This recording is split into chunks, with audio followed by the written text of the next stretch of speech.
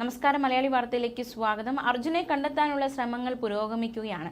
അതിനിടയിൽ നിർണായകമായ ഏവരെയും അസ്വസ്ഥതപ്പെടുത്തുന്ന ചില വിവരങ്ങൾ പുറത്തുവരികയാണ്. അതായത് നമുക്കറിയാം, തുടക്കം മുതൽ തന്നെ കർണാടക ഈ വിഷയത്തിൽ സ്വീകരിച്ച നിലപാട് നമ്മൾ മനസ്സിലാക്കിയതാണ്.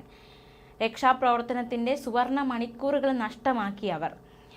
കർണാടക വലിയ രീതിയിലുള്ള വിമർശനമാണ് ഈ ഒരു വിഷയവുമായി ബന്ധപ്പെട്ട് ഏറ്റുവാങ്ങിയത്. ഇപ്പോൾ ഇതാ മറ്റൊരു സംഭവം കൂടി പുറത്തു വരുന്നു. അർജുനായുള്ള തിരച്ചിൽ തുടരുന്നതിനിടെ മലയാളികളായ രക്ഷാപ്രവർത്തകരോട് തിരച്ചിൽ നടക്കുന്ന മേഖലയിൽ നിന്ന് പുറത്തേക്ക് പോകാൻ ആവശ്യപ്പെട്ടു എന്ന പരാതി ഒരു മലയാളി രക്ഷാപ്രവർത്തകൻ ഉന്നയിച്ചിരിക്കുകയാണ്. മലയാളി രക്ഷാപ്രവർത്തകരോട് സംഭവ സ്ഥലത്തു നിന്ന് മാറി നിൽക്കാൻ ജില്ലാ പോലീസ് മേധാവി ആവശ്യപ്പെട്ടു എന്നാണ് വിവരം. രക്ഷാപ്രവർത്തകനായ ബിജു കക്കയമാണ് ഈ ഒരു പരാതി ഉന്നയിച്ചിരിക്കുന്നത്. നിങ്ങളുടെ പ്രവർത്തനം മതിയാക്കി എല്ലാവരും തിരിച്ചു പോകണമെന്നാണ് SP പറഞ്ഞതെന്നാണ് പരാതി. എന്തായാലും തങ്ങൾ പിന്മാറില്ലെന്നും നേരത്തെ മെറ്റൽ ഡിറ്റക്ടറിൽ സിഗ്നൽ കിട്ടിയ സ്ഥലത്ത് മണ്ണ് മാറ്റിക്കഴിയാറായെന്നും ബിജു കക്കയെ മാധ്യമങ്ങളോട് പ്രതികരിച്ചു.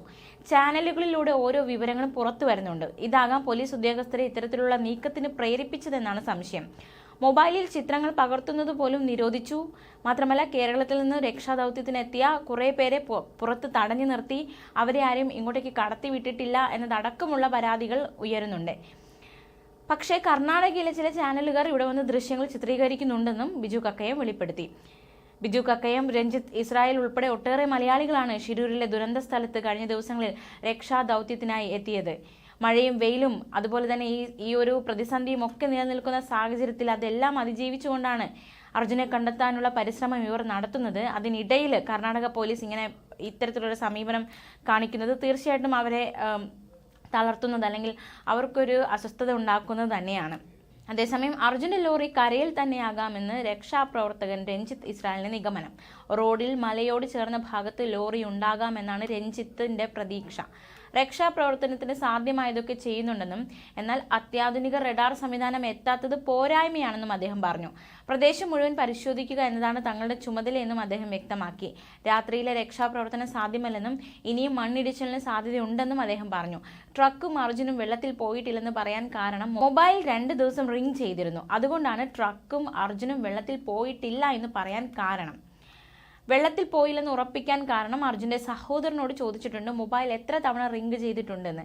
2 ദിവസം റിംഗ് ചെയ്തിരുന്നു എന്നാണ് പറയുന്നത്. കോമൺ സെൻസ് വെച്ച് ആലോചിക്കുകയാണെങ്കിൽ ഇവിടെ നിന്ന് വണ്ടി പാർക്ക് ചെയ്യുമ്പോൾ അറ്റ്ലീസ്റ്റ് ഹാൻഡ് ബ്രേക്ക് ഇടും. ആ വണ്ടി ഇടിച്ച് നിരങ്ങിയേ പോകുള്ളൂ. അതിനിടയിൽ വണ്ടി എങ്ങനെയാണെങ്കിലും ചില്ലെല്ലാം തകരും. എന്തായാലും അതിനകത്ത് വെള്ളം കയറും. മൊബൈൽ അപ്പോൾ തന്നെ ഡെഡ് ആവും. പിന്നെ എങ്ങനെയാണ് ഇത്രയും ദിവസം റിംഗ് ആകുന്നത് എന്നാണ് രഞ്ജിത്ത് ചോദിക്കുന്നത്.